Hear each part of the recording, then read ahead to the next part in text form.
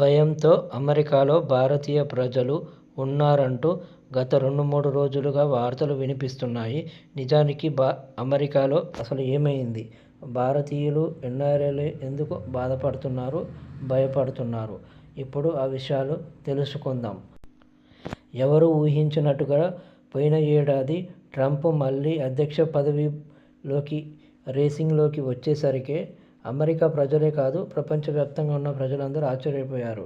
Trump already రెండోసారి ఓడిపోయాడు, మళ్ళీ ఎందుకు అధ్యక్ష పీఠం కోసం తహతహలాడుతున్నారని చాలామంది అనుకున్నారు. కానీ ట్రంప్పై పదవి ఆంక్ష ఉంది, లేదని అంటలేం. కానీ అంత ఆంక్ష ఉందో దేశానికి కూడా సేవ చేయాలనే దృక్పథం ఉంది. అలా ఉంది కాబట్టే చివరికి అతన్ని గెలిపించారు. సో అసలు విషయంలోకి వస్తే, అతన్ని గెలిపించడానికి గల కారణాలు చూసుకుంటే, ట్రంప్ ముక్కుసూటి మనిషి అని అందరికీ తెలిసిందే. ఆ ముక్కుసూటి మనిషి తత్వంతోనే చాలామంది ప్రజలకి శత్రువయ్యాడు. ముఖ్యంగా భారతీయులకు మాత్రం బద్ధ శత్రువుగా మారాడు.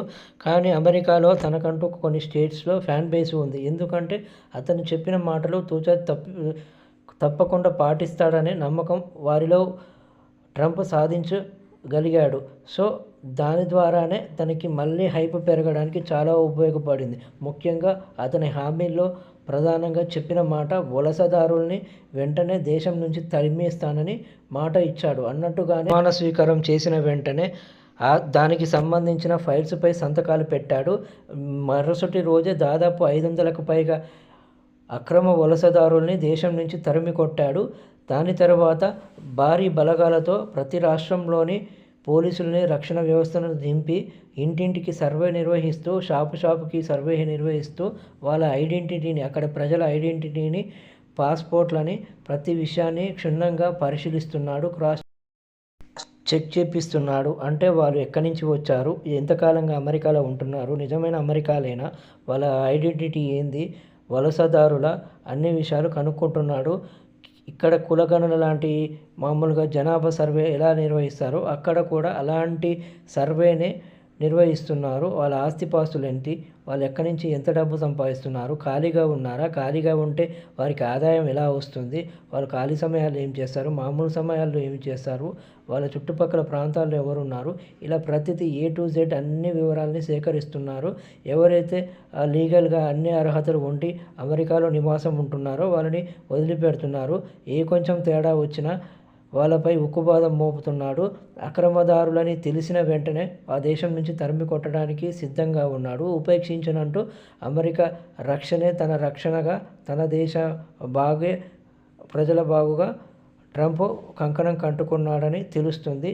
ఈ సందర్భంలో కొంతమంది భారతీయులు, ముఖ్యంగా చదువుకోవడానికి పోయిన ఎన్ఆర్ఐ విద్యార్థులు కొంచెం భయపడుతున్నట్టుగా తెలుస్తుంది. దానికి కారణాలు కూడా లేకపోలేదు. ఎందుకంటే ముఖ్యంగా తెలుగు విద్యార్థులు అక్కడ లక్షల్లో ఉన్నారు. లోన్స్ పెట్టి అక్కడ చదువు కోసమని వెళ్ళారు. అక్కడ చదువుకుంటూనే పార్ట్ టైం జాబుల్లో లైక్ పెట్రోల్ బంకుల్లో, షాపింగ్ మాల్స్లో డెలివరీ బాయ్స్గా, ట్యాక్సీ డ్రైవర్గా రకరకాలుగా ఉపాధి పొందుతూ చదువును కొనసాగిస్తున్నారు. వాళ్ళకి చదువు అయిపోయిన వెంటనే ఉద్యోగం కోసం ఆ వేటలో కొనసాగుతారు.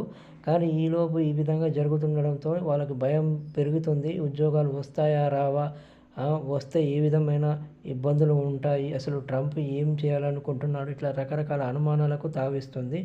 సో ఏ నిమిషం ఏ విధంగా ఉంటుందో విద్యార్థులు భయపడుతున్నారు. ఈ సమయంలో ఇంకొంతమంది ఎన్ఆర్ఐ నిపుణులు అవసరం లేదు, భయపడాల్సిన అవసరం లేదు, ఎవరైతే అక్రమ వలసదారులు ఉంటారో వాళ్ళనే పంపిస్తాడు కానీ ట్రంప్ మిగతా వారిని సపోర్ట్ చేస్తారని అంటున్నారు.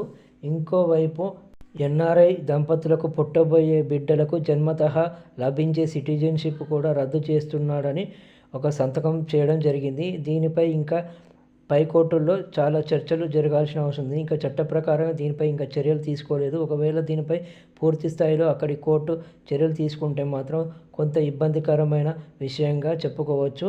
ఏది ఏమైనా ట్రంప్ రావడంతో అక్కడ కొంత భయంకరమైన వాతావరణం వచ్చిందని అనుకోవచ్చు.